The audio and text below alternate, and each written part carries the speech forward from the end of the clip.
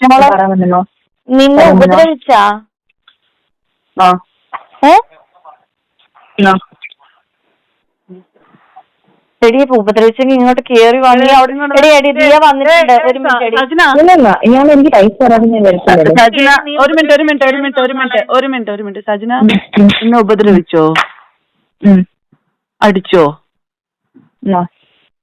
ഞാൻ നിന്റെ അടുത്തൊരു കാര്യം പറയട്ടെ. ഈ പൈസ പവറിൽ ജീവിക്കുന്ന മനുഷ്യരാണ്. നീ നമുക്കൊരു ടെൻഷൻ എന്ന് വെച്ചാൽ നിനക്ക് നിനക്ക് വല്ലതായിപ്പോ എന്നുള്ളത് നമ്മളെ ടെൻഷനുമാണ്. നിന്റെ മക്കൾക്ക് നീ എനിക്ക് പറ്റുമെങ്കിൽ അവിടെയുള്ള മീഡിയക്കാരെ അറേഞ്ച് വെക്കും. ഇവങ്ങനെ ഒന്നല്ലെങ്കിൽ വലിച്ചെങ്ങ് കീറണം. ഞാൻ പറയട്ടെ പൊന്നുമോളെ, ഞാൻ പറയട്ടെ, ഞാൻ പ്രാക്ടിക്കലി ഒരു സത്യസന്ധമായ ഒരു കാര്യം പറയട്ടെ. ഒരു തേങ്ങയാവാൻ പോകുന്നില്ല ഈ സമൂഹത്തിൽ. നീ ഇവിടെ വന്ന് പറയാണ് ഇയാള് നിന്നെ പീഡിപ്പിച്ച് എന്ന് പറയാണ്. ഈ സമൂഹം ഇപ്പൊ പറഞ്ഞോണ്ടിരിക്കുന്ന സാധനമേ ആണുങ്ങൾക്ക് സപ്പോർട്ട് കേസുകൾ സാധനങ്ങൾ എന്റെ കയ്യിലുണ്ടെന്ന് അറിയാമോ? എന്തൊക്കെ സാധനങ്ങള്? ഒരു പെണ്ണ് സഹിക്കാൻ പറ്റുന്ന നീ ഡിവോഴ്സ് കഴിഞ്ഞിട്ടുണ്ടെങ്കിൽ എത്ര ആളുകൾ എടുക്കും? എത്ര ആളുകൾ? പറയടി. എന്നെ ചെയ്ത് വെച്ചിരിക്കുന്ന കാണിച്ചു തരാം. നിന്നെ എന്താ എന്നെ ചെയ്ത് വെച്ചിരിക്കുന്ന എന്താന്ന് കണ്ടേ? എന്താ നീ എന്തിനാ മറ്റേ നമ്പർ ബ്ലോക്ക് ചെയ്ത് വെച്ചേക്കണേ? എനിക്കറിയത്തില്ല, അത് ഫോൺ ഓഫാ.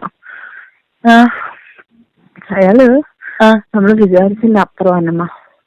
അയ്യോ, തള്ളയുടെ പ്രായമുള്ള ആൾക്കാരെ പോലും വിട്ടിട്ടില്ല അന്നമ്മ. ഞാൻ എല്ലാ തെളിവെടുത്ത് വെച്ചിട്ടുണ്ട്. തള്ളയുടെ പ്രായമുള്ള ആൾക്കാരെ പോലും. ഞാൻ എത്രയെന്ന് പറഞ്ഞാൽ എത്ര പെണ്ണുങ്ങളെ ഞാൻ വിളിച്ച് പറയുന്നത്. ഇയാളെ മൊബൈൽ ഞാൻ ഇന്ന് വരെ എടുത്ത് നോക്കിയിട്ടില്ല. പക്ഷെ ഇന്ന് എടുത്ത് നോക്കിയപ്പോൾ എന്റെ ചങ്ക് പൊട്ടു അന്നമ്മ. എന്നാടി എനിക്ക് ഇങ്ങനെ ഞാൻ 3 മാസം കൊണ്ട് എന്നെ ടെൻഷൻ എത്തിച്ച് അത് വെച്ചിട്ട് എന്നെ ബാർഗെയിൻ ചെയ്ത് എനിക്ക് 3 കോടി രൂപ ഞാൻ പറഞ്ഞു. അതെ, എന്റെ ഭാര്യ മക്കളെ എല്ലാം അണ്ടർസ്റ്റുഡായി, അതൊക്കെ മനസ്സിലായി. പിന്നെ ഈ പുള്ളി നിർബന്ധമായിട്ടും മീറ്റ്. അതായത് ഞാൻ ഇവിടെ ഇത്രയും വിഷയം ഉണ്ടാക്കി എന്റെ കുടുംബം പ്രശ്നമാക്കി. അതിനോട് നല്ല കാര്യങ്ങളൊക്കെ അറിഞ്ഞത്. ഇവളിട്ടൊരു മെസ്സേജ്. പിന്നെ ഇവളിപ്പോ പ്രൂവ് ചെയ്യാൻ കാണിച്ച പരിപാടി എന്ന് പറഞ്ഞാൽ ഞാൻ മൾട്ടിപ്പിൾ ആൾക്കാരായിട്ട് ബന്ധം ഉണ്ടാക്കി തീർക്കും. വെയിറ്റ് ചെയ്യും. എനിക്ക് സമയമുണ്ടോ? ഒരു ദിവസം എനിക്കൊരു പോകല് സെറ്റിൽ ചെയ്ത് സമയമുണ്ടോ? ഞാൻ കൺട്രോളാക്കി ചെയ്തു. ഞാൻ പറഞ്ഞു കാരണം ഞാൻ കളഞ്ഞിട്ട് പോകുന്നു, അനുസരിച്ചുണ്ട്. ഞാൻ പോകത്തില്ല വാങ്ങി. ഇപ്പൊ ഇതൊരു സിറ്റുവേഷൻ എത്തിയിരിക്കുകയാണ്. നമുക്ക് ഒന്നിനും പോകാൻ പറ്റത്തില്ല. നിർത്താം. ഇത് കണ്ടിന്യൂ ചെയ്യാൻ പറ്റത്തില്ല. ഇങ്ങനത്തെ ഒരു ത്രെട്ടില് നമുക്ക് ജീവിക്കാൻ പറ്റില്ല. അതെ, ഞാൻ അതാണ് ചെയ്യുന്നത്. അതാണ് ചെയ്യാൻ നിങ്ങൾ മനസ്സിലാണ് ഞാനിപ്പോ. പിന്നെ പക്ഷെ അതിന് ഇവള് ഡിമാൻഡ് ചെയ്യുന്നത് ഇഷ്ടമാണ്. അതിനവൾ ഡിമാൻഡ് ചെയ്യുന്നത് പണമാണ്. സെറ്റിൽ ചെയ്യാൻ മാത്രമേ നടക്കുള്ളൂ. 3 കോടി എന്റെ ഇരിക്കുന്നു. ഞാൻ ആൾറെഡി അവൾക്ക് എന്റെ അക്കൗണ്ടിൽ നിന്ന് 40 lakhs 39% പൈസ കൊടുത്തിട്ടുണ്ട്. So far from 23 September onwards almost 40 lakhs. അത് കൂടാതെ ഡയമണ്ട് റിങ്, മോതിരം, വാച്ച്, അതിന്റെ കഴുത്തിൽ കിടക്കുന്ന 10 ഗ്രാമിന്റെ ലോക്കറ്റ്, അതിന് മുമ്പുള്ള ലോക്കറ്റ്, മാല, ഇതല്ലാതെ ഇവർക്ക് ജീവിതത്തിൽ ഒരു മനുഷ്യന് ഒരു സാധനം വാങ്ങിച്ചു കൊടുത്തിട്ടില്ല. അത് കഴിഞ്ഞ 10-20 ലക്ഷം രൂപ. എന്നോട് ഭയങ്കര കളി കളിച്ചിട്ടുണ്ട്. വെച്ചാൽ കാര്യമാണ്. അതുകൊണ്ട് പിന്നെ ഇവിടെ പ്രൊട്ടക്ഷൻ എന്ത് സംഭവിച്ചാലും ഉപയോഗിക്കത്തില്ല. എന്നോട് കള്ളം പറഞ്ഞിട്ട് ഇവളിപ്പം ഇപ്പോൾ വന്നപ്പോൾ ഇവിടെ നിർബന്ധിച്ച് എന്നെ കൊണ്ട് ശാരീരിക കഴിച്ചിട്ടുണ്ട്. അപ്പൊ എനിക്ക് അതൊരു പേടിയുണ്ട്. ഞാൻ അടുത്ത മാസം നെക്സ്റ്റ് മന്ത് എല്ലാം പ്രശ്നമാകുമോ എന്നൊരു പേടിയുണ്ട്. എന്റെ വൈഫിന് തീരെ സുഖമില്ലാതായി. ഇതെല്ലാം ചെയ്തിട്ട് കൊളാപ്സായി ഹോസ്പിറ്റലിൽ ഇന്നലെ സ്കാനിങ് ചെയ്തപ്പം ബ്രെയിനിന് കംപ്രഷൻ ആയിട്ടുണ്ട്. അത് സീരിയസ് ആണ്. ഹലോ, എവിടെയാ? ഞാനിപ്പോൾ സ്റ്റുഡിയോയിലാണ്. ഇയാള് പിന്നെ ഉമ്മയ്ക്ക് സുഖമില്ലെന്ന് പറഞ്ഞിട്ടുള്ള സംഭവം ഭയങ്കര ഒച്ചപ്പാടും ബഹളമൊക്കെ ആയിരുന്നു. ബ്രീത്ത് ചെയ്യാൻ പറ്റാണ്ടായി, ഭയങ്കര ആങ്സൈറ്റി ആയി. അങ്ങനെ ഞാൻ ടിക്കറ്റ് 10:15 ഫ്ലൈറ്റിന് ടിക്കറ്റ് ബുക്ക് ചെയ്തായിരുന്നു. അങ്ങനെ കൊണ്ടുപോകുന്ന വഴിക്ക് ഡോക്ടറെ കാണിക്കാനായിട്ട് വഴിക്ക് കൊണ്ടിറക്കി. അവിടെ കക്ഷിക്ക് നിൽക്കാൻ പറ്റാത്ത തരത്തിൽ മറിഞ്ഞു വീണ് റോഡിൽ ആൾക്കാരെല്ലാം കൂടെ കൂടി അവിടെ നിന്ന് പൊക്കിയെടുത്തൊരു കസേരയിലിരുത്തി ഡോക്ടർ അവിടേക്ക് വിളിച്ചു വരുത്തി, നടു റോഡിൽ വിളിച്ചു വരുത്തി BP ഒക്കെ ചെക്ക് ചെയ്തപ്പോൾ കക്ഷിക്ക് ആങ്സൈറ്റി ആണെന്ന് പറഞ്ഞു. അവിടെ നിന്ന് ഒരു ഇഞ്ചക്ഷൻ കൊടുത്തു. അവിടെ നിന്ന് തിരിച്ച് ഞങ്ങൾ പൊക്കിയെടുത്ത് വീട്ടിൽ റൂമിൽ സ്റ്റുഡിയോ കൊണ്ടുവന്നിട്ടുണ്ട്. 6:30 ഫ്ലൈറ്റിലേക്ക് ട്രിവാൻഡ്രത്തേക്ക് ബുക്ക് ചെയ്തിട്ടുണ്ട്. പിന്നെ എൻ്റെ വീട്ടിൽ മൊത്തം പ്രശ്നങ്ങളാണ്. അല്ല, ഇപ്പൊ സാറിന്റെ അടുത്തുണ്ടോ അവള്? എൻ്റെ അടുത്തുണ്ട്. പക്ഷെ നിങ്ങൾ സംസാരിക്കണ്ട. ഇല്ല, ഞങ്ങള് സംസാരിക്കില്ല. നിങ്ങൾ സംസാരിക്കണ്ട. പക്ഷെ നിങ്ങൾ തിരുവനന്തപുരത്ത് കക്ഷി വരുമ്പോൾ നിങ്ങൾ പോയി കാണണം. കണ്ടിട്ട് ഈ ഇല്ല സാർ, നോ സാർ. ഞങ്ങൾ ഇനി ഒരു രീതിയിലും കണക്റ്റഡ് ആവില്ല sir. I am really sorry sir. നിങ്ങൾ എങ്ങനെ ഡീൽ ചെയ്യണമെന്നോ എന്തോന്നൊന്നും നമുക്ക് എസ്പെഷ്യലി അറിഞ്ഞൂടാ. ഞാനാവില്ല. എന്നാ വെച്ചാൽ ദിയയ്ക്ക് അയച്ച വോയിസ് മെസ്സേജിലുണ്ട് ഇക്കായ്ക്ക് എന്നോട് ദേഷ്യാന്നാ പറഞ്ഞത്. അപ്പൊ അങ്ങനെയുള്ളിടത്ത് പിന്നെ നമ്മൾ ഇക്കായ്ക്ക് വേണ്ടി പോലും ഞാൻ ഒന്നും ചെയ്തില്ല. കാരണം കഴിഞ്ഞ പ്രശ്നത്തില് ഇക്ക എന്നെ തെറ്റിദ്ധരിച്ച്, ഇക്ക ഒരു കാര്യം മനസ്സിലായി, കഴിഞ്ഞ പ്രശ്നത്തില് എന്നെ തെറ്റിദ്ധരിച്ച് ഇക്ക പറഞ്ഞെന്നാണ് പറയുന്നത് ഞാനാണ് കുഴപ്പങ്ങൾ ഉണ്ടാക്കിയെന്ന്. അത് അങ്ങനെയാണോ ഇക്ക? അങ്ങനെയാണോ എനിക്കറിയത്തില്ല. നിങ്ങൾ എല്ലാരും കൂടി മാനിപ്പുലേറ്റ് ചെയ്ത് വെച്ചേക്കുന്ന കാര്യങ്ങൾ എനിക്കറിയത്തില്ല. ഇത് അറിഞ്ഞിട്ട് ഇത് അറിഞ്ഞിട്ട് എന്റെ അമ്മ ബോധം കെട്ട് വീണ് ഈ ഹോസ്പിറ്റലിൽ കൊണ്ടുപോയി ഞങ്ങൾ ഇപ്പൊ തിരിച്ചു കൊണ്ടുവരുന്ന സമയമാണ്. ഞാൻ പറയട്ടെ അന്നമ്മ, ഞാൻ അങ്ങനെയല്ല പറഞ്ഞിട്ടുള്ളത്. ഞാൻ പറഞ്ഞിട്ടുള്ളത് കഴിഞ്ഞ തവണ ഇവള് പോയൊരു കുരുക്കിൽ ചാടിയപ്പോഴ് അന്നമ്മ എന്റെ നല്ല സുഹൃത്ത്, എന്റെ സുഹൃത്താണ്, എന്റെ നല്ലത് മാത്രം ആഗ്രഹിക്കുന്ന ആൾ. ഇവ എപ്പോഴും അന്നമ്മയെ എന്റെ അടുത്ത് ജസ്റ്റിഫൈ ചെയ്യുന്നത് എങ്ങനെയാണ്? നിങ്ങൾ പറയുന്ന അവള് കേൾക്കില്ല, നിങ്ങൾ പറയുന്ന അവള് കേൾക്കില്ല. അവൾ എന്റെ സുഹൃത്താണ്, അവൾ എന്റെ നല്ലത് മാത്രമേ നോക്കത്തുള്ളൂ. അപ്പൊ ഞാൻ പറഞ്ഞു, നിന്റെ നല്ലത് മാത്രം നോക്കുന്ന നിന്റെ സുഹൃത്താണ്, കറക്റ്റാണ്, നിന്റെ നല്ലത് നോക്കുള്ളൂ. പക്ഷേ നമ്മളൊരു കുഴിയിൽ ചാടുമ്പോൾ നെല്ലും പതിരും പറഞ്ഞു കൊടുക്കണ്ടേ? അത് നെല്ലും പതിരും പറഞ്ഞു കൊടുത്തായിരുന്നോ എന്ന് അവളോടൊന്ന് ചോദിച്ചു നോക്കേ. ഇവള് മറ്റുള്ളവരുടെ അടുത്ത് പറഞ്ഞത്, ഞാൻ വേറൊരു കാര്യം കൂടെ, അല്ല ഒരു മിനിറ്റ്, നെല്ലും പതിരും പറഞ്ഞു കൊടുത്തായിരുന്നോ എന്ന് ചോദിച്ചു നോക്കിക്കേ. എന്നിട്ടും ഞാൻ അവളുടെ കൂടെ നിന്നിട്ട് ഇന്നിപ്പം ഞങ്ങൾക്ക് അയച്ച മെസ്സേജ് എന്നാന്നറിയോ, ഇക്കാടെ കൂടത്തില് ഞങ്ങള് എന്താ പറയാ, അവൾക്ക് ആവശ്യമില്ലാത്ത കാര്യങ്ങള് പറഞ്ഞു കൊടുത്ത് അവളെ ഞാൻ ഇക്കാനെയും കൂടെ തെറ്റിക്കുവാണ്, ഞാൻ മാനിപ്പുലേറ്റ് ചെയ്ത് ഞാൻ ഇക്കാനെയും അവളെയും കൂടെ തെറ്റിക്കാൻ വേണ്ടിയിട്ട് ഞാൻ പല കാര്യങ്ങൾ ചെയ്യുന്നു എന്ന് ഇവള് സ്പീക്കർ ഇട്ട് ഞങ്ങൾ പറഞ്ഞുകൊണ്ടിരുന്നപ്പോഴാണ് മമ്മിക്ക് വയ്യാണ്ടായത്. അറിയാവോ ഇക്ക? എന്റെ അമ്മയ്ക്ക് സ്ട്രോക്ക് വന്ന് കഴിഞ്ഞ പ്രാവശ്യം ഹോസ്പിറ്റലായതാ. ഇനി ഞാൻ അവളുമായിട്ട് യാതൊരു ബന്ധവുമില്ല. കാരണം എനിക്കിനി നിങ്ങളുടെ ഇതിൽ ഇടപെട്ട് എനിക്ക് പഴി കേൾക്കാൻ വയ്യ. കാരണം എനിക്ക് എന്റെ ലൈഫുണ്ട്. ഞാൻ വളരെ സ്ട്രെയിറ്റ് ആയിട്ട്, അല്ല ഇക്ക ഒരു കാര്യം മനസ്സിലാക്കണം, 10 വർഷം ഞാൻ ഈ ഇൻഡസ്ട്രിയിൽ നിന്നാലും ഞാൻ വളരെ സ്ട്രെയിറ്റ് ആയിട്ട്, എന്റെ ഫാമിലി അങ്ങനെ അല്ല. ഇക്കായുടെ ഫാമിലി വലുതല്ലേ. എന്റെ ഫാമിലി, എന്റെ കസിൻസ് ഫുൾ ഇപ്പൊ വീട്ടിൽ വന്നിട്ടുണ്ട്. ഇക്കാക്ക് അറിയോ, ദിയ സാക്ഷിയാണ്. എന്നെ എല്ലാവരും പറഞ്ഞു, ഒരു പ്രാവശ്യം നിന്നെ സജന ദ്രോഹിച്ചതാണ്, നീ എന്തിനു തിരിച്ചു കയറ്റിയെന്ന് പറഞ്ഞിട്ട് എന്റെ കസിൻസ് കോട്ടയത്ത് നിന്ന് വരെ വന്നിട്ടുണ്ട്. അറിയാവോ? ഇവൾ എന്നോട് പറഞ്ഞെന്നറിയോ, ഇപ്പൊ എന്റെ ലൈഫ് ഇടപെടരുതെന്ന്. പിന്നെ ഇവളുടെ ഉമ്മീനെ വിളിച്ചെന്ന്. ഇവൾ അവിടെ കിടന്ന് ഷാദിയത്തിനെ വിളിച്ച് ഞങ്ങള് തിരിച്ചു കേറി വാ പട്ടീനെ പോലെ പറഞ്ഞു. ഞാനും ദിയേം പറഞ്ഞു. ഇവള് കേൾക്കാണ്ടായപ്പോ ഞാൻ ഇവളുടെ ഉമ്മീനെ വിളിച്ചു. കാരണം എന്നാന്നറിയോ, ഇവള് കാണിക്കുന്ന രീതി വെച്ചിട്ട് ഉമ്മയെങ്കിലും പറയുന്നത് കേട്ട് തിരിച്ചു വരട്ടെ എന്നും. പിന്നെ എന്റെ വീട്ടിൽ നിന്നാ പോയത്. ഇക്ക ഒരു കാര്യം മനസ്സിലാക്കണം, എന്റെ വീട്ടിൽ നിന്ന് അവിടെ പോയിട്ട് ഷാദിയത്തെ ഇവളും തമ്മിൽ, ഷാദിയത്തേക്ക് എന്ത് സംഭവിച്ചാലും ഇവക്ക് എന്ത് സംഭവിച്ചാലും എനിക്ക് മനസാക്ഷി എന്ന് പറഞ്ഞൊരു സംഭവമുണ്ട്.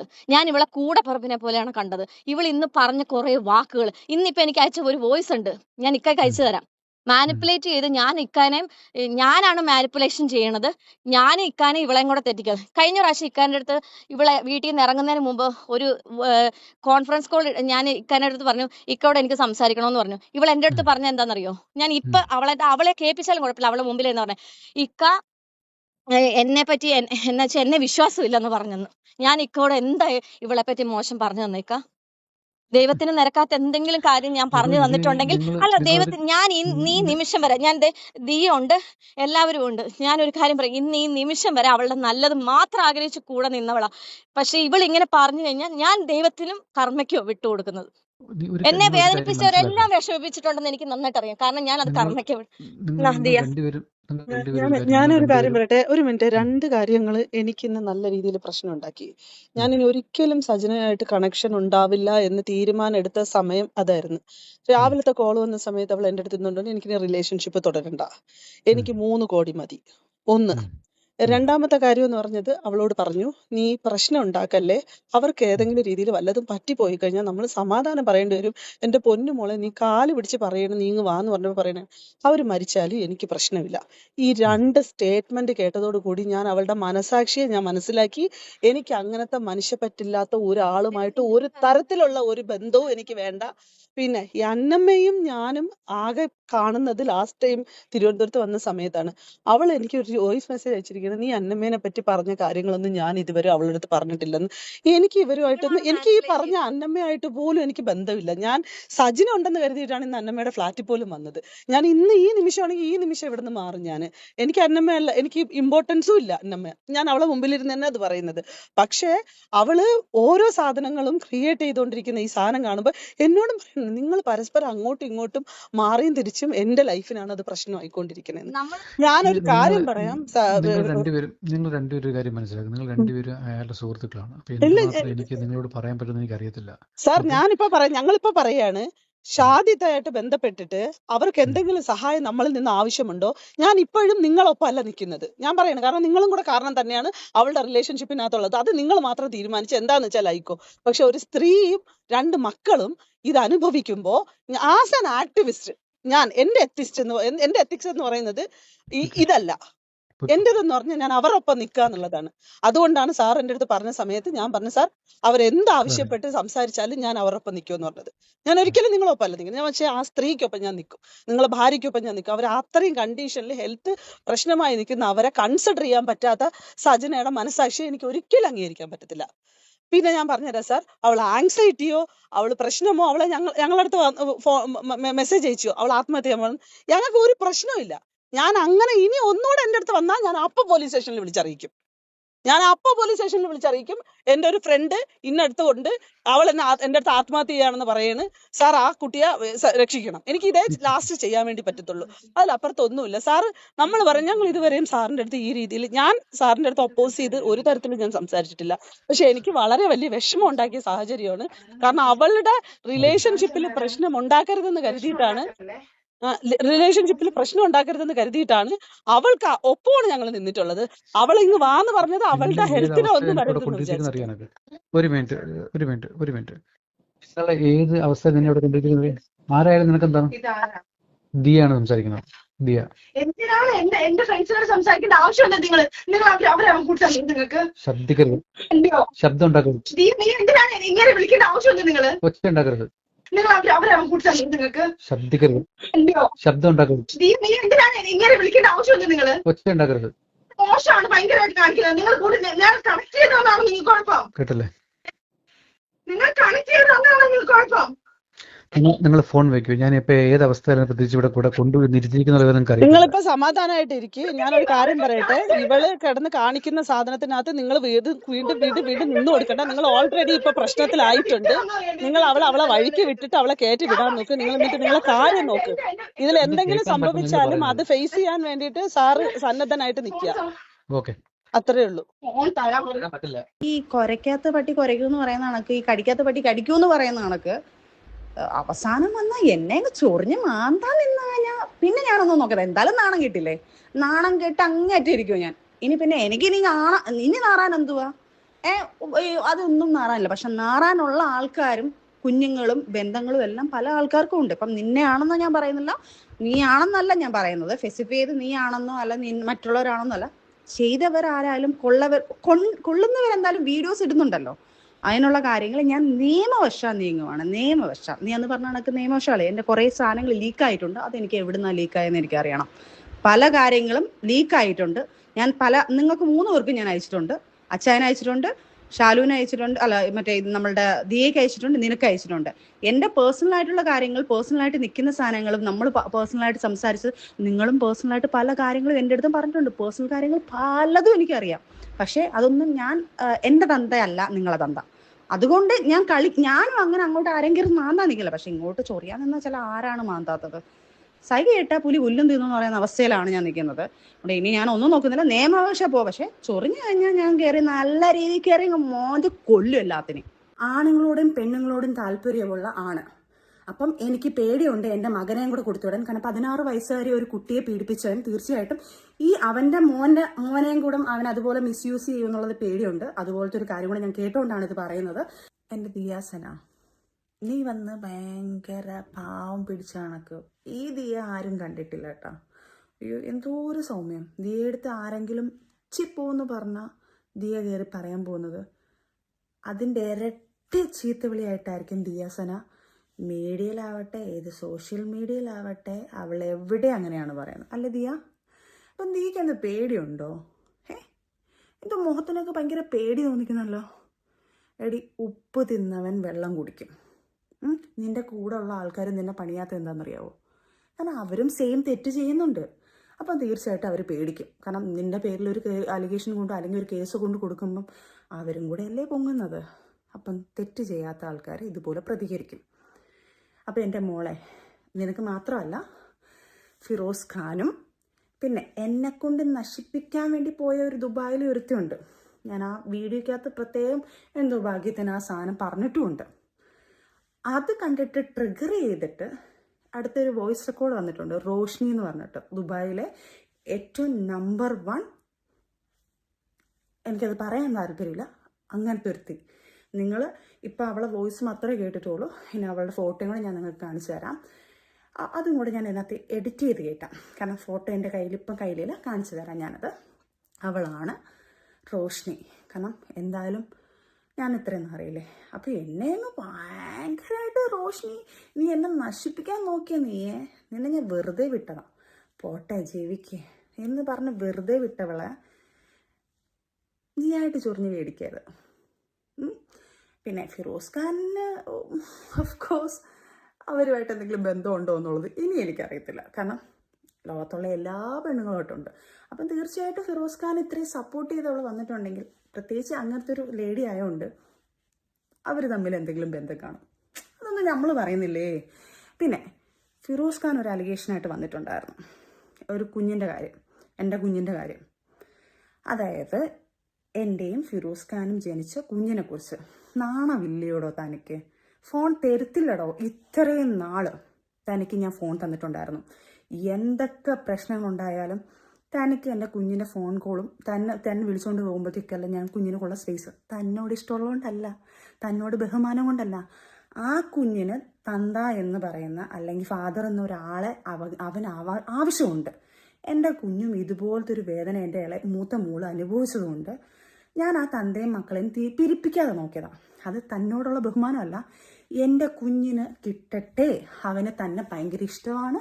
ആ ഇഷ്ടം ഞാനൊരു തള്ള വിചാരിച്ചാൽ ഇല്ലാതാക്കാൻ പറ്റും. ഒരു തള്ള വേണ്ട, പോവേണ്ട, അങ്ങനെ ഇങ്ങനെയാണ്, വൃത്തികെട്ടവനാണെന്ന് പറഞ്ഞു കൊടുത്താൽ തീർച്ചയായിട്ടും ആ കുഞ്ഞുങ്ങൾ വെറുക്കപ്പെടും. പക്ഷെ ആ കുഞ്ഞിന് ഇപ്പോഴും തന്നോടൊരു ഇഷ്ടം തോന്നിക്കാൻ കാരണം ഞാൻ ഒരൊറ്റ എൻ്റെ അവിതാര്യമാണ്, എൻ്റെ ഭിക്ഷയാണോ അത്.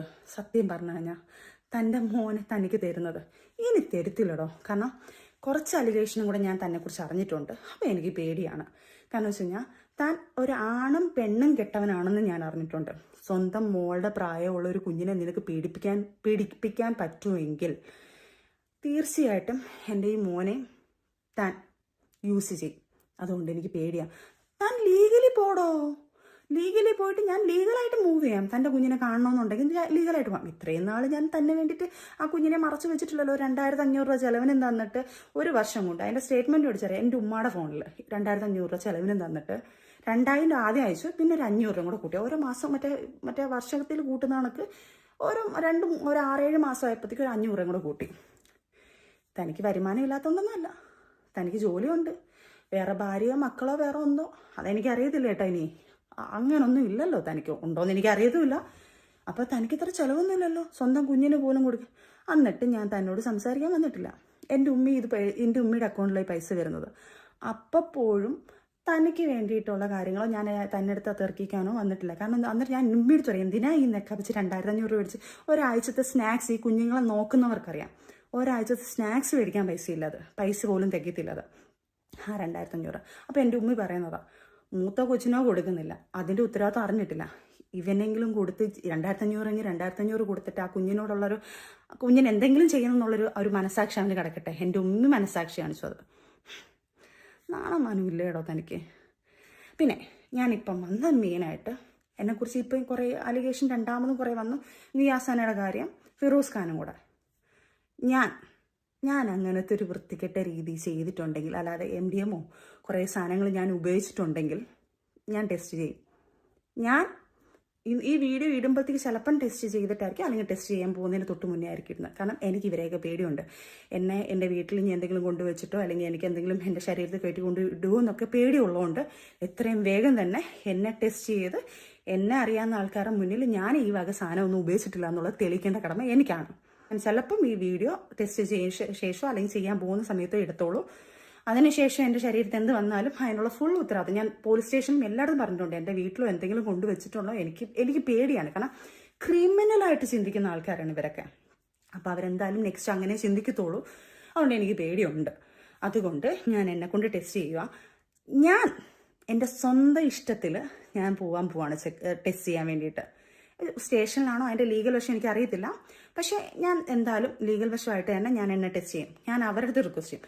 അതുപോലെ അത്രയ്ക്ക് ധൈര്യം ഉണ്ടെങ്കിൽ ദിയാസന നീ വന്ന് ടെസ്റ്റ് ചെയ്യടി. അതേപോലെ തന്നെ റോഷ്നി നീയും വന്ന് ടെസ്റ്റ് ചെയ്യണം. നിന്റെ ഫോട്ടോയും വെളിയിലായിട്ടുണ്ടല്ലോ, നീയും വന്ന് ടെസ്റ്റ് ചെയ്യണം. ഫിറോസ് ഖാനെ എനിക്കറിയത്തില്ല ചെയ്തിട്ടുണ്ടോ ഇല്ലയോ, പക്ഷെ താനും വന്ന് ചെയ്യണം ഉറപ്പായിട്ടും. കാരണം നിങ്ങൾ 3 പേരുമാണ് എന്നെക്കുറിച്ച് ഈ അലിഗേഷൻ പറഞ്ഞതും ഇങ്ങനെയുള്ള കാര്യങ്ങൾ പറഞ്ഞത്. അപ്പം ഈ 3 പേര് എന്നെക്കുറിച്ച് പറയാണെങ്കിൽ അവകാശം ഉണ്ടെങ്കിൽ അവരും വന്ന് തെളിയിക്കണം. അതുകൊണ്ട് ഈ ജനങ്ങളോട് റിക്വസ്റ്റ് ചെയ്യാൻ പറയുക, നിങ്ങൾ ഈ കണ്ട ലോകത്ത് പോക്സോ കേസ് എന്ന് പറയുന്ന സാധനങ്ങളും ഇല്ലീഗലായിട്ട് നടക്കുന്ന കാര്യങ്ങളും മറച്ചു വെച്ചിട്ട് അതൊക്കെ വച്ചിട്ട് വേറെങ്കിലും പെണ്ണുങ്ങൾ എങ്ങനെങ്കിലും പോകുന്ന അത് പിടിച്ചത് അറിയാതെ ഈ നാട്ടില് കുഞ്ഞുങ്ങളെ പീഡിപ്പിക്കുന്ന സാധനങ്ങൾ, പോക്സോ കേസ് എന്ന് പറഞ്ഞാൽ കുഞ്ഞിന് പ്രായപൂർത്തിയാവാത്ത ഒരു കൊച്ചിനെ പീഡിപ്പിക്കുന്ന കാര്യം പറഞ്ഞത്, അത് ഈ ലോകത്ത് നടന്നോട്ടേന്നോ? അതേപോലെ തന്നെ കഞ്ചാവ്, MDM അങ്ങനെയുള്ള സാധനങ്ങൾ ഈ കുഞ്ഞുങ്ങൾക്കുള്ള വിതരണം, ഇവളുമാർ ഇങ്ങനെയുള്ള ഇപ്പോൾ പറയുന്ന സോഷ്യൽ വർക്കറാണ് ഞാനെന്ന് പറഞ്ഞു. ഇവളുമാരുള്ളപ്പോൾ ആൾക്കാർ വന്നിട്ട് കുഞ്ഞുങ്ങൾക്ക് കൊടുക്കാനും നാട് നശിപ്പിക്കാനും. അപ്പം ഈ 2 കാര്യം ഇവിടെ നടന്നോട്ടേന്നാണോ നിങ്ങൾ പറയുന്നത്? സ്വന്തം മക്കൾക്ക് പോലും സേഫ്റ്റി ഇല്ലാത്ത കാലം പോലെ ആക്കിക്കണോ ഇതുപോലെ? അപ്പം നിങ്ങൾ പ്രതികരിക്കേ. ഈ ചെറിയ ഈ പറഞ്ഞ കണക്ക് അവനോടെ പോയി ഇവളോടെ പോയി ഇങ്ങനെ പോയി, അതല്ല. ആദ്യം ഈ ലോകത്തിനെ നന്നാക്കാനുള്ള ഡ്രഗ്സ് ഇങ്ങനത്തെ ഉള്ള സാധനങ്ങളും പിന്നെ അതേപോലെ തന്നെ പീഡനം, പ്രായപൂർത്തിയാവാത്ത കുഞ്ഞുങ്ങളെ പീഡിപ്പിക്കുന്നതും ഇത് ലോകത്തിനോട് കൊണ്ടുപോകാൻ നിങ്ങൾ. ഇനി നിങ്ങൾ എന്നെ അടുത്ത എന്തെങ്കിലും പറഞ്ഞ് എന്നെ കൊല്ലയും. ഇപ്പം ഞാനും രേണുസുതിയെ പോലെ തന്നെ എനിക്ക് ഈ കമന്റ് കേട്ടപ്പോൾ ആദ്യമൊക്കെ ഭയങ്കര വിഷമവും ഡിപ്രഷനും ഉറക്കവുമില്ല. ഞാൻ എൻ്റെ കുഞ്ഞുങ്ങളെ കിടന്ന് കരച്ചിലും ബഹളവും കാര്യങ്ങളും ഒക്കെ ആയിരുന്നു. പക്ഷെ ഇപ്പം ഞാൻ സ്ട്രോങ് ആയി. ഞാൻ ജീവിക്കൂടി. എൻ്റെ മക്കൾക്ക് വേണ്ടി ഞാൻ ജീവിക്കും. ഇനി ഏതവളമാരെ എന്നെക്കുറിച്ച് എന്ത് പിഴച്ചെന്ന് മറന്നോ മറിച്ച് മറന്നോ പറഞ്ഞാലും എനിക്കൊരു പ്രശ്നമില്ല. എന്നെ അറിയാവുന്നവർക്ക് എന്നെ അറിയാം. ഇതിൻ്റെ അവസാനത്തെ വീഡിയോ ഞാൻ പറയത്തില്ല. കാരണം എനിക്ക് ജീവിക്കണം. എൻ്റെ സോഷ്യൽ മീഡിയയിൽ എനിക്ക് പല വീഡിയോകളും കൊളാപ്സും കാര്യങ്ങളും ഒക്കെ ഇടണം. ഞാൻ ഇതുപോലെ പിഴച്ചൊന്നും ഉണ്ടാക്കിയതല്ല. പിഴച്ചൊന്നും ഉണ്ടാക്കാൻ വേണ്ടിയിട്ടുള്ള രീതിയിൽ ഞാൻ നിന്നിട്ടില്ല. എനിക്ക് സമ്പാദിച്ച് എൻ്റെ മക്കളെ നോക്കണം. അതുകൊണ്ട് ഞാൻ വരും. അതുകൊണ്ട് പിന്നെ അതേപോലെ തന്നെ ഒരു കാര്യം പറയാൻ മറന്നുപോയി. ഈ ഫിറോസ് ഖാന് ഈ മോനെ ഇത്രയും പറയുന്നുണ്ടല്ലോ. എടാ നാണമാനമില്ലാത്തവനെ, നിനക്ക് ഈ കുഞ്ഞിനെ നീ വല്ലപ്പോഴും ആഴ്ചയിലൊക്കെ വിളിച്ചോണ്ട് പോകുമായിരുന്നു. ഈ വീഡിയോ ഇടുന്നതിന് തൊട്ട് മുന്നേ നീ ആദ്യം ആ കുഞ്ഞിനെ വിളിച്ചോണ്ട് പോയിട്ട് ഈ വീഡിയോ ഇടാൻ ഞാൻ തരുന്നതാ. എനിക്ക് ഈ കുഞ്ഞിനോട് ഭയങ്കര സ്നേഹമാണെന്ന് പറയുന്നുണ്ടല്ലോ. എടാ എൻ്റെ കുഞ്ഞ്, ഈ 2 കുഞ്ഞുങ്ങളും എൻ്റെ വീട്ടുകാരും എൻ്റെ ഈ ട്രോമ, ഞാനൊരു ട്രോമയിലോട്ട് തന്നെ, കാരണം എനിക്ക് ആദ്യമായിട്ട് ഇങ്ങനെ സൈബർ അറ്റാക്ക് വരുന്നത്. ഞാൻ ട്രോമയിലോട്ട് പോയി, ഞാൻ ഇവിടെ പാനിക്കായി വല്ലാത്ത അവസ്ഥയിൽ ഞാനിവിടെ കിടക്കുന്ന ഒരു പാനിക് സിറ്റുവേഷൻ എൻ്റെ കുഞ്ഞുങ്ങളും കണ്ടുകൊണ്ടിരിക്കുകയാണ്. അതുങ്ങളും എൻ്റെ കൂടെ ഇരുന്ന് കരയുക. എനിക്ക് വല്ലാത്ത അവസ്ഥയും ഞാൻ കരച്ചിലും ഇതെല്ലാം ആ കുഞ്ഞുങ്ങൾ നോക്കുന്നുണ്ട്. എടാ ഒന്നുമില്ലെങ്കിലും നിന്റെ കുഞ്ഞാന്ന് പറഞ്ഞ് നീ ഭയങ്കര അവകാശം പറഞ്ഞു. നീ എന്തുകൊണ്ട് വിളിച്ചോണ്ട് ഞാൻ എവിടെയെങ്കിലും തടഞ്ഞിട്ടുണ്ടോ നിന്റെ കുഞ്ഞിനെ വിളിച്ചോണ്ടാൻ? ആ കുഞ്ഞിനെ കൊണ്ടുപോയിട്ട് നീ ഈ വീഡിയോ ഇട്ടായിരുന്നെങ്കിൽ നിന്നെ ഞാൻ സല്യൂട്ട് ചെയ്തേനെ. എടാ ഞാൻ എന്തെങ്കിലും ഒരു ബുദ്ധിമോശം ചെയ്തു പോകുന്നു. ഈ പെട്ടെന്നുള്ള അറ്റാക്കിൽ നമുക്ക് ആർക്കും താങ്ങാൻ പറ്റത്തില്ല. അതിൽ കുറച്ച് നമ്മളെ വീട്ടുകാരും കുറച്ച് ആൾക്കാരും എന്നെ സ്ട്രോങ് ആയിട്ട് നിർത്തിയുണ്ട്. ഒരു പക്ഷേ ഞാൻ ഒറ്റപ്പെട്ടു പോയായിരുന്നു, ഞാൻ എൻ്റെ കുഞ്ഞുങ്ങൾക്ക് വിഷം കൊടുത്ത് ഞാൻ ചത്തുപോയേനെ. ആ നിമിഷം എൻ്റെ ബുദ്ധി തോന്നി ഈ കുഞ്ഞുങ്ങൾക്കും എന്തെങ്കിലും കൊടുത്ത് ഞാനങ്ങ് ചാവാന്ന് വിചാരിച്ചായിരുന്നെങ്കിലോ? അപ്പം നിന്റെ ഈ കുഞ്ഞ് ചാവത്തില്ലായിരുന്നോടാ? നീ ഭയങ്കര സംഭവമായിട്ട് പറയുന്നല്ലോ, ഒന്നാണം മാനമില്ലാത്തവനെ. എടാ കുഞ്ഞിനെ വെച്ച് ഭയങ്കര വിഷമത്തോടെ ഭയങ്കര വന്ന് കരച്ചിൽ പറയുന്നുള്ളൂ. എടാ നീയൊക്കെ ആരാണെന്ന്, നീയും ദിയൊക്കെ ഭയങ്കര ഭാവത്തിനെ പോലെ, നീ ഇതൊന്നും അല്ലെന്നുള്ളത് നാട്ടുകാർക്ക് ചിന്തിക്കുന്നവർക്കറിയാം, ബുദ്ധിയുള്ളവർക്ക് അറിയാം ആരാണെന്ന്. പിന്നെ ഈ നെഗറ്റീവ് പറയുന്ന നെഗറ്റീവോളികൾ അവരുടെ ഞാൻ പറയുന്നത്, നിങ്ങൾ ആരും അല്ല എനിക്ക് ചെലവിനിരുന്നത്. നിങ്ങൾ ആരെയും മറ്റേ അല്ല ഞാൻ ജീവിക്കുന്നത്. ഞാൻ അന്തസ്സായിട്ട് സമ്പാദിച്ച് നല്ല രീതിയിൽ തന്നെ ജീവിക്കുന്നത്. പിന്നെ ഏതെങ്കിലും ഒരാളെ ഇഷ്ടപ്പെടുമോ ഇഷ്ടപ്പെടാതിരിക്കും, അത് എൻ്റെ ഇഷ്ടമാടാ. ഇനിയൊക്കെ നീ എന്നെ അറ്റാക്ക് ചെയ്യാൻ വാ, ഞാൻ അത് ആസ്വദിക്കാം. എന്തായാലും ഞാൻ കുറച്ചും കൂടെ ഫേമസ് ആയി, അറിയാത്തവരും കൂടെ എന്നെ അറിഞ്ഞിട്ടുണ്ട്. എനിക്കും പറഞ്ഞ കണക്ക് ഇനിയിപ്പോൾ ഈ സാധനമൊക്കെ എനിക്കിട്ട് കുറച്ച് അങ്ങനെയെങ്കിലും ഞാൻ പൈസ ഉണ്ടാക്കിയോട്ടെ. അല്ലാതെ ഇനി പറഞ്ഞ കണക്ക് പിഴച്ചോ വല്ല MDMA വിറ്റോ അല്ലെങ്കിൽ കൊച്ചുങ്ങളെ കൊണ്ട് കൂട്ടി കൊടുത്തോ അല്ലെങ്കിൽ പിഴച്ചോ ജീവിക്കാൻ എനിക്ക് താല്പര്യമില്ല. അതുകൊണ്ട് അപ്പം നിങ്ങളെല്ലാവരും കാണുക, കമൻറ്റ് ഇടുക, സപ്പോർട്ട് ചെയ്യുക. എന്തുണ്ടെങ്കിലും negative comment negative comment, positive ആണെങ്കിൽ പോസിറ്റീവ്, ഞാൻ ആസ്വദിക്കും. ഓക്കെ, അപ്പം ചലഞ്ച് മറക്കണ്ട കേട്ടോ. ഇതൊരു ചലഞ്ചായിട്ട് ഞാൻ എടുക്കുന്നത്. ടെസ്റ്റ് ചെയ്യണം കേട്ടോ, 3 പേരും ടെസ്റ്റ് ചെയ്തിട്ട് അതിൻ്റെ റിസൾട്ട് ആണാണെങ്കിൽ പെണ്ണാണെങ്കിൽ കാണിക്കടി, നിങ്ങളെല്ലാം കാണിക്കടാ എന്നുവെച്ചിട്ട് ഈ റിസൾട്ട്. പിന്നെ ഒരു കാര്യം കൂടെ, ഞാൻ 3 കോടി മേടിച്ച് സെറ്റിലായെന്ന് പറയുന്ന ആൾക്കാരുണ്ടല്ലോ, ആ 3 കോടി മേടിച്ചതിൻ്റെ തെളിവ് കൊണ്ടുവരുന്നവർക്ക് 2 കോടി ഞാനും കൊടുക്കും. ഉറപ്പാ, എൻ്റെ മക്കൾ സത്യം, ഞാൻ ചലഞ്ച് ചെയ്യുന്നതും 2 കോടി ഞാൻ അവർക്കും കൊടുക്കും. ഞാൻ പബ്ലിക്കായിട്ട് പറയുന്നത്. എൻ്റെ അക്കൗണ്ടിൽ എൻ്റെ ഏതെങ്കിലും രീതിയിൽ എനിക്ക് 3 കോടി എൻ്റെ അക്കൗണ്ടിൽ കിട്ടി, ഞാൻ അതിൽ സൂഹിക്കാന്നല്ലേ പറഞ്ഞു. 3 10 കോടി, അതിനകത്ത് 2 കോടി ഈ തെളിവ് കൊണ്ടുവന്നവന്മാർക്ക് ഞാൻ 2 കോടി അങ്ങ് തരാം. പോരെ? ഒരു മുഖ്യമന്ത്രിയുടെ ഫോട്ടോ ഇട്ട് അപ്പം സരിത പോടാ നീയൊക്കെ. ഇനിയും കമൻറ്റ് വാടാ. ഇനി ഞാൻ എന്തായാലും ഇത്രയും ദിവസം എൻ്റെ കമൻറ്റുകൾ ഞാൻ ഓഫ് ചെയ്തിട്ടിരുന്നു. കാരണം അതിനൊക്കെ എനിക്ക് പറ്റത്തില്ല. ഞാൻ കാരണം സൈബർ അറ്റാക്ക് ആദ്യമായിട്ട് അനുഭവിക്കുന്നത്.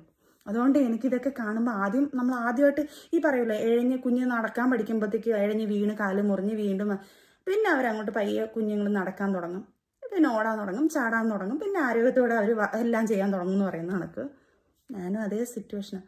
വീണു തീർന്നു, ആ വേദന എന്താണെന്ന് മനസ്സിലാക്കി ഇപ്പം സ്ട്രോങ് ആയിട്ട് ഞാനങ്ങ് എഴുന്നേക്കാം. ഇനി ഞാൻ എന്ത് ചെയ്തെന്ന് പറഞ്ഞാലും എങ്ങനെ ജീവിച്ചെന്ന് പറഞ്ഞാലും എനിക്ക് ഒരു പ്രശ്നമില്ലടാ. എന്തായാലും കുറച്ച് എൻ്റെ ഇൻസ്റ്റാഗ്രാം പോലും പടാന്ന് പറഞ്ഞോണ്ടാ ഇൻസ്റ്റാഗ്രാമൊക്കെ സത്യം പറഞ്ഞാൽ ഫോളോവേഴ്സൊക്കെ കൂടി വരുന്നത്. ഇനിയും നിങ്ങൾ തന്നെ കൂട്ടിത്തരണം കേട്ടോ. എന്നെ കുറച്ചു മുമ്പേ ഞാനൊരു സ്റ്റേറ്റ്മെന്റ് പറയുന്നുണ്ട്, ആണും പെണ്ണും കെട്ടവെന്ന്. ഞാൻ ഒരിക്കലും ഒരു ട്രാൻസ്ജെൻഡേഴ്സിനും അവരെ അല്ല ഞാൻ പറഞ്ഞത്. അത് നിങ്ങൾ വളച്ചു വിട്ട് ഇനി അതും വേണമെങ്കിൽ പറഞ്ഞ് കമന്റ് ഉണ്ടാക്കും. അതുകൊണ്ടാണ് ഞാൻ അത് വ്യക്തമാക്കി പറയുന്നത്. ആണുങ്ങളോടും പെണ്ണുങ്ങളോടും താല്പര്യമുള്ള ആണ്. അപ്പം എനിക്ക് പേടിയുണ്ട് എൻ്റെ മകനെയും കൂടെ കൊടുത്തുവിടാൻ. കാരണം 16 വയസ്സുകാരി ഒരു കുട്ടിയെ പീഡിപ്പിച്ചവൻ തീർച്ചയായിട്ടും അവൻ്റെ മോനെയും കൂടെ അവൻ അതുപോലെ മിസ്യൂസ് ചെയ്യുമെന്നുള്ളത് പേടിയുണ്ട്. അതുപോലത്തെ ഒരു കാര്യം കൂടെ ഞാൻ കേട്ടുകൊണ്ടാണ് ഇത് പറയുന്നത്. എനിക്കത് പേടിയുണ്ട്. ലീഗലി തന്നെ ഉള്ള മൂവിയാണ്, എനിക്കത് പേടിയുണ്ട് അയാൾ. അതുപോലെ തന്നെ സർ, മന്ത്രിയായ രമേശ് ചെന്നിത്തല സാറാണ് ഇപ്പം ഇങ്ങനെയുള്ള ഇല്ലീഗലായിട്ടുള്ള കാര്യങ്ങളെല്ലാം നടക്കുന്നതിൻ്റെ നിയമം സാറാണ് എടുത്തിരിക്കുന്നത്. സാറിൻ്റെ അടുത്ത് ഞാൻ റിക്വസ്റ്റ് ചെയ്യാണ്, പബ്ലിക്കിൽ വന്ന് ഇത്രയും ആൾക്കാർ വന്ന് അങ്ങോട്ടും ഇങ്ങോട്ടും അലിഗേഷൻ പറഞ്ഞുകൊണ്ട് ഒരു MDMA കുറിച്ചാണ് സംസാരിച്ചുകൊണ്ടിരിക്കുന്നത്. എന്നെക്കുറിച്ചും ഞാൻ തെളിവ് സഹിതം ഒരാളുടെ കുറിച്ചും പറഞ്ഞുകൊണ്ടിരിക്കുന്നുണ്ട് സർ. തീർച്ചയായിട്ടും എന്നെയും ദിയാസനെയും ഫിറോസ് ഖാനെയും ഈ പറഞ്ഞ റോഷ്നെയും ഞങ്ങൾ 4 പേരെയും സർ നിയമത്തിന് മുന്നിൽ കൊണ്ടുവന്ന് അറസ്റ്റ് ചെയ്ത് ഞങ്ങൾ 4 പേരെയും ടെസ്റ്റ് ചെയ്യണമെന്ന് ഞാൻ സാറിനോട് അപേക്ഷിക്കുകയാണ്. സാറിന്റെ കണ്ണുമുന്നിൽ തന്നെയാണ് ഇത്രയും കാര്യങ്ങൾ നടക്കുന്നത്. എനിക്ക് സാറിന്റെ മുന്നിലോട്ട് എത്താനുള്ള കാര്യങ്ങളോ അല്ലെങ്കിൽ സാറിൻ്റെ അടുത്ത് കംപ്ലൈന്റ് ചെയ്യേണ്ട രീതിയിലല്ല ഞാൻ ചെയ്തിട്ടുണ്ട് സാർ. ഇപ്പൊ എന്റെ പേരിലും കൂടെയാണ് ഇങ്ങനത്തെ ഒരു സാധനം നടക്കുന്നത്. അപ്പം തീർച്ചയായിട്ടും ആൾക്കാരുടെ മുന്നിലായാലും ബാക്കിയുള്ളവരുടെ മുന്നിലായാലും ഞാൻ എന്റെ തെറ്റുകൾ തിരുത്താനോ അല്ലെങ്കിൽ എന്റെ കാര്യങ്ങൾ എന്താണെന്ന് തെളിയിക്കാനുള്ള ഒരു കടമ എനിക്കുണ്ട്. അപ്പൊ എന്നെക്കുറിച്ചും ഇങ്ങനെയുള്ള അലിഗേഷൻ പറയുന്നതുകൊണ്ട് ഞാൻ ഈ സാധനങ്ങൾ ഇല്ലാതെ എനിക്ക് ജീവിക്കാൻ പറ്റില്ല എന്നാണ് പറയുന്നത്. അതുകൊണ്ട് ഈ 4 പേരെ ഞങ്ങൾ 4 പേരെയും അറസ്റ്റ് ചെയ്യുകയോ ഇതിന്റെ നിയമവശം ഞങ്ങളെ എന്ത് വേണമെങ്കിലും ചെയ്തിട്ട് ഞങ്ങളെ 4 പേരെയും ടെസ്റ്റ് ചെയ്യണമെന്ന് ഞാൻ സാറിനോട് അപേക്ഷിക്കുകയാണ് സാർ. പ്ലീസ്, നാടിന് വേണ്ടി സാർ ഇത്രയും ചെയ്യുന്ന സാറിന്റെ കണ്ണുമുന്നിൽ കിടക്കുന്ന ഈ കാര്യങ്ങളോട് സാർ ചെയ്യണമെന്ന് സാറിനോട് അപേക്ഷിക്കുന്നു സാർ. ഞാൻ ഹലോ എവ്രിവൺ, ഒരുപാട് മെസ്സേജുകൾ വരുന്നത് കൊണ്ടിട്ടാണ് ഞാൻ ഇങ്ങനെ ഒരു വീഡിയോ ചെയ്യുന്നത്. എനിക്ക് എല്ലാവർക്കും റെസ്പോണ്ട് ചെയ്യാൻ പറ്റാത്തത് കൊണ്ടാണ്. ഇന്നലെ മറുനാടൻ മലയാളി ചാനലിനകത്ത് സജന നൂർ ഒരു ഇന്റർവ്യൂ കൊടുത്തിട്ടുണ്ടായിരുന്നു. ഏകദേശം 2 മണിക്കൂർ വരുന്ന ഒരു ഇന്റർവ്യൂ ആണ്. അതിനകത്ത് മുഴുനീളൻ അവരും ഫിറോസും റസൽ പൂക്കുറ്റി ആയിട്ടുള്ള വിഷയങ്ങൾ ഇങ്ങനെ ചർച്ച ചെയ്തുകൊണ്ടിരിക്കുന്നതിന്റെ ഇടയിൽ എന്നെ പറ്റിയിട്ട് ഒരു അലിഗേഷൻ വന്നു. ഞാൻ MDMA കൊടുത്തു, MDMA ഉപയോഗിച്ചു, അതുപോലെ ഞാൻ MDMA കാരിയർ ആണ്, അവർക്ക് MDMA തിന്നാൻ കൊടുത്തു എന്നൊക്കെ പറഞ്ഞിട്ടാണ് അവർ സ്റ്റേറ്റ്മെന്റ് ഇറക്കിയിരിക്കുന്നത്. അപ്പം മറുനാടൻ മലയാളി ചാനൽ എനിക്കെതിരെ നിൽക്കുന്ന ഒരു ചാനലാണ്. പണ്ട് മുതലേ അവർക്ക് ഇതിന്റെ അടുത്തൊരു പ്രശ്നമുണ്ട്. അപ്പം ഞാൻ അയാൾക്കെതിരെ കേസ് കൊടുത്തിട്ടുണ്ട്, ഷാജൻ സ്കറിയക്കെതിരെ. സ്വാഭാവികമായിട്ടും അതിന്റെയൊക്കെ നല്ല രീതിയിലുള്ള പ്രശ്നം ആ ചാനലിന് എന്റെ അടുത്തുണ്ട്. അതുകൊണ്ട് തന്നെ ഈ മുഴുനീളൻ വീഡിയോയിലെ ഒരു പോയിന്റായ ഞാൻ MDMA ഉപയോഗിച്ചു എന്ന് പറഞ്ഞ് ഒരു തംബ്നെയിലൊക്കെ വെച്ചിട്ടാണ് ഈ വീഡിയോ പബ്ലിഷ് ചെയ്തിരിക്കുന്നത്. അപ്പൊ ഞാൻ ഇന്നലെ രാത്രി തന്നെ ഞാൻ പോയി മ്യൂസിയം പോലീസ് സ്റ്റേഷനിൽ പരാതി കൊടുത്തു. ഞാനിപ്പം മ്യൂസിയം പോലീസ് സ്റ്റേഷനിൽ ഞാൻ പരാതി എടുത്തു. അപ്പൊ ഡീഫമേഷൻ സ്യൂട്ട് ഫയൽ ചെയ്തു. അപ്പൊ അതിന്റെയൊക്കെ കുറച്ച് തിരക്കുകളിലാണ് ഞാനിങ്ങനെ നിൽക്കുന്നത്. അപ്പം ഞാൻ എന്തായാലും വിശദമായിട്ടുള്ള വിവരം തരും. ഒരുപാട് കാര്യങ്ങൾ എനിക്ക് പറയാനുണ്ട്. എസ്പെഷ്യലി എനിക്ക് റസൂൽ പൂക്കുറ്റി അതുപോലെ സജ്ന ഇവരെ രണ്ടുപേരെയും ബന്ധപ്പെടുത്തുന്ന തരത്തിലുള്ള കാര്യങ്ങൾ എനിക്ക് കൃത്യമായിട്ട് എനിക്ക് സംസാരിക്കേണ്ടതുണ്ട്. കാരണം ഇപ്പൊ എന്തായാലും ഞങ്ങളെയൊക്കെ പിടിച്ചിട്ടിരിക്കുന്നു. ഇതൊക്കെ വെളിയിൽ വരാതിരിക്കാൻ മേ ബി ഞങ്ങളെയൊക്കെ വാ അടപ്പിക്കാന്ന് വിചാരിച്ചിട്ടായിരിക്കാം, എല്ലാത്തിനെയും കൂടെ കുറെ കൂടുതൽ കാര്യങ്ങൾ പുറത്തേക്ക് വരുമെന്നുള്ള ഭയം കൊണ്ടിട്ടായിരിക്കാം മേ ബി ഞങ്ങളെയൊക്കെ നെഞ്ചത്തോട്ട് ഇങ്ങനെയുള്ള അലിഗേഷനൊക്കെ വെച്ച് തന്നേക്കുന്നത്. നിങ്ങൾക്ക് എല്ലാവർക്കും അറിയാം, ഞാൻ ഡ്രഗിനെതിരെ സംസാരിക്കുന്ന ഒരാളാണ്. ഡ്രഗ് എഗെയിൻസ്റ്റ് ഡ്രഗ് എന്നുള്ള രീതിയിൽ മുദ്രാവാക്യം വരെ വിളിച്ചിട്ട് സമരം നടത്തിയിട്ടുള്ള ആളാണ്. ഇപ്പൊ പോലും ഈ പറഞ്ഞ ഈ റീസെന്റ് നടന്ന തൂഫാൻ ഇഷ്യൂകളിലൊക്കെയും പ്രതികരിച്ചിട്ടുള്ള സംസാരിച്ചിട്ടുള്ള ഈ ഒരു കാര്യത്തിന് സപ്പോർട്ട് ചെയ്തുകൊണ്ട് മുന്നോട്ട് പോകുന്ന ഒരാളാണ്.